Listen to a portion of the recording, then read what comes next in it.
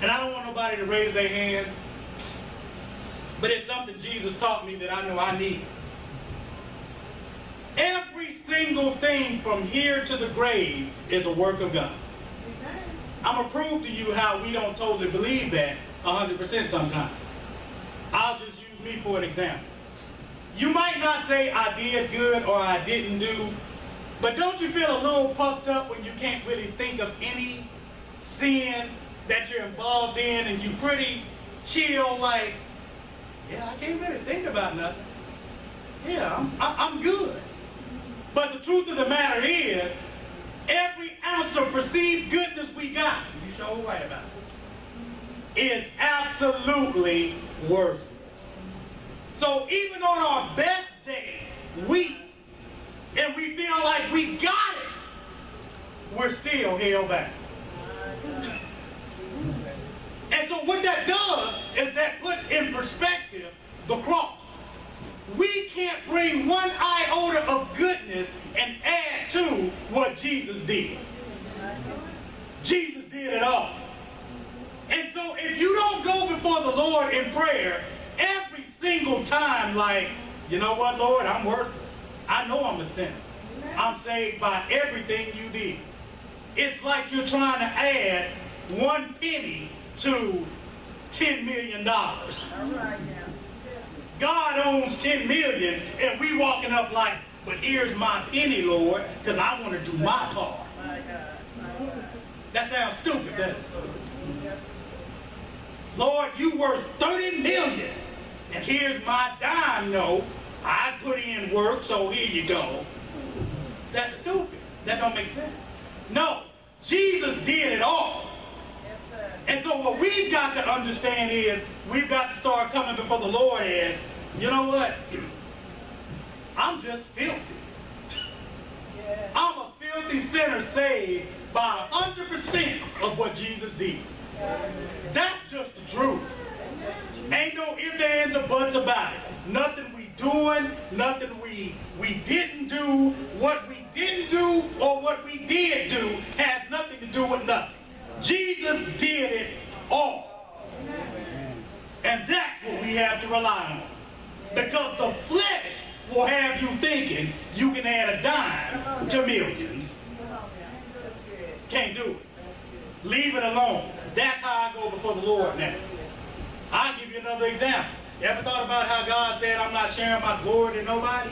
And we think about that. Well, God is just da-da-da-da, and we ain't going to be getting his praise. No, if you flip that, God is really saying, I'm holy. You're not. Think about that for a second. I'm holy. You're not. And so when you start acting like you got some goodness, you trying to steal some of my glory. I'm the only holy. I'm the only one that's perfect. I'm the only one that's pure. You have nothing. And when you try to act like you're holy or pure, you're really trying to steal some of my glory. That puts things in perspective, doesn't it? And so we've always got to be on point with the flesh. Here's how Paul gives us an example. Romans chapter 7, verses 18 through 25. Paul said, I know that nothing good lives in me, my sinful nature. I want to do what's right, but I can't. I want to do what's good, but I don't. I don't want to do what's wrong, but I do it anyway. If I don't want to do that, I'm not the one that's really doing it. Guess who it is? It's the sin living in me that does it. So I've discovered this principle of life. When I want to do what's right, I inevitably do what's wrong. It ain't just Paul. That's all of us. I love God's law with all my heart, but there's another power in me that's in war with my mind. This power makes me a slave to the sin that still lives within Paul and in us as well. And so he says, what a miserable person I am. Who will free me from this life that's dominated by sin and death? He closes, thank God the answer is in Jesus Christ. Yes, yes. That's where we need to be. When it comes down to, man, the flesh is a constant. Now, I don't want us, before I close, I don't want us to confuse our crosses with sin. There's a difference. That we know that God has named sin, he expects us to confess it, turn away from it. And if you've done that, you still might be doing all you can with a personal cross. But just know that a personal cross is something we've identified as a constant struggle that fights against us as we attempt to live for God. And God expects us only not to overcome it in our own strength and power. He expects us to endure to the end. And since our flesh is always present until we leave this earth, here's our final point I want us to think about. Point number 3. We must look to Jesus, not ourselves, for endurance and strength. Jesus was always aware of the presence of Satan, tempting his flesh. And he also was aware of Holy Spirit's presence, assisting him to the cross. Guess what? We as Jesus' followers, we are being challenged in the same manner. At any given time, we must be aware of whether it's the flesh that's hindering us or it's the Spirit that's trying to push us and then help us endure the cross. We've got to know that every single day. When something happens, we need to just take a breath, sit back for a second, and say, is this flesh or is this Spirit? We've got to identify that. Is it flesh or is it Spirit? Here's how we can tell. Jesus gave us a perfect example of always examining his surroundings of whether it was flesh or Spirit. We'll read through the book of Matthew, Mark, Luke, and John, and you will often hear Jesus saying, beware of, watch out for, be on guard, be on alert against. Here's another one he always said, be vigilant. Here's another one he always said, pay attention. Here's another one he always said, I want you to be watchful. He always said, be prayerful. What did he tell the disciples? Y'all still sleeping? Watch, stay woke. You can't sleep at a time like this. And I'll give you a little hint as a Christian. You get to a point in your Christian walk and maturity, you know, you might still be on infamy or whatever, but as you mature in Christ, if you can't sleep in the middle of the night, 2, 3 o'clock, and these days kind of start running together, and you start looking at the clock and it's the same time the next night, and then, okay, it's 2:30 again, the odds are pretty well that God is saying this isn't the time to sleep. Because God is the giver of rest and sleep. But if he keeps waking you up, the odds, and you just can't go back to sleep. Me and my wife have mastered it. The odds are the Holy Spirit is saying, get up. There's no time to sleep right now, because today, flesh is coming in the form of him, her, them, it. So pay attention. Let me talk to you for a minute. Get in your word. But here's the truth. We usually run to the Lord after the fact hits. That's when we run to the Lord. This happened, drama happened, all hell's breaking loose in the marriage and the kids and the finances at the job, and we just don't know what to do. We're running to church, and that's when we want to get serious about, oh Lord. But God has already warned you beforehand. Get up. Something's coming your way you need to be prepared for. No time to sleep. Flesh is about to come to you. Him, her, a situation, a circumstance, a test, your finances, something. Flesh is about to get you distracted. So I need you to be alert. I need you to be on guard today. I walk around looking at people like, my wife kind of laughs at me. She's like, you are crazy. I'm like, say what you want. Say what you want. But I'll watch people. My wife calls it, I'm being nosy. You being nosy. No. I'll watch people. I'll watch my surroundings. I'll watch situations and circumstances. To make sure flesh doesn't catch me off guard. The Lord warns us. I need you to prepare yourself for me because I know when you're getting ready to go to work, you're going to get up when the alarm go off. Your intention might be good, but you want to run by McDonald's, get that coffee, whatever. You ain't going to spend no time with me. So I challenge my wife sometimes if I have to, and I've seen her, she'll literally take it in her spirit, and I see her, she beats me now because she heads out to work early.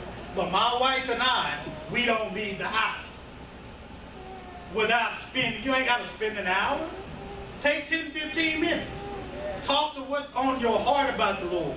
Open up the Word, let Him talk to you. Talking to God is prayer. That's us talking to Him. But God talks to you by opening your Word. Take 2 or 3 verses. Don't try to read a chapter or a book. Teach. It's quality over quantity. What good does it take to read through the Bible in a year and you still on infamy? How about you read 3 verses and sit there and say, wow, God can speak to you 10 different ways in 3 verses. Let me just take that and eat that all day. That is why it's called bread. Eat it. Without that, it's just like trying to drive to Dallas without putting gas in the car. But we do it every day by going out in this world without putting bread in us. We wouldn't think about doing that and driving to Dallas. I need to put some gas in the car. We need to put some Word in us every single day. Every single day. The Lord alerts us to these things. Spend time with me. So when the flesh does show up in whatever form, guess what? You'll be able to endure. You'll be able to bear up under the situation. Because it is your cross for that day. I've experienced many things that I would want to just break down and cry or literally choke somebody. Or at least cuss somebody out to make my flesh feel good. But I was only able to bear it because I spent time with the Lord before it got there. And I had to just take a deep breath and say, you know what, Lord, okay. But that was a cross that if we handle it right, we endured and bared it for the day. Here are 3 quick questions I want you to think about. When you find that song, He Wants It All, the version that they actually sing. Because that's what God is saying to us. He wants it all. He wants our all. He wants our best. He knows we can't handle it. He knows we're frail, dirt, sinners. So He wants us to give all of that to Him. As He assigns us crosses, He just wants us to endure them and bear. So ask yourself these 3 questions. Because the truth is, too often, we try to figure out, we try to manipulate, we try to change, we try to control what God has assigned us to simply endure. You can't fix it. I wish I could fix my oldest daughter. I wish I could fix my grandchildren's situation. I can't do nothing but just endure. Now, mind you, in the context, my brothers and my mom, I just got to share, they got pictures and beautiful pictures. They got a collage of pictures of my grandchildren. I don't even have. That's a cross. You think I wouldn't want them pictures on my wall in the house? That's a cross that I can't fix. I've tried. I've reached out to the husband, to the wife, to nothing. God said that's just a cross. And I don't want you to get distracted. Keep it moving. I got that. You just endure. What in your life you know I can't handle this, but you've been trying to handle it on your own? The word says endure hardness like what? A good soldier. For who? Christ. Leaning on Him. And so in closing, think about this. Have you identified your personal crosses that you need to endure today? Have you admitted that you need help identifying Satan or the Spirit? And when each is talking to you. And the last one is, how often do we look to Jesus? Because he's already accomplished the hard part, salvation. Or are we looking to us, trying to bear it, trying to endure it, trying to overcome it in our own strength? And that's impossible. The doors of the church are open because this is your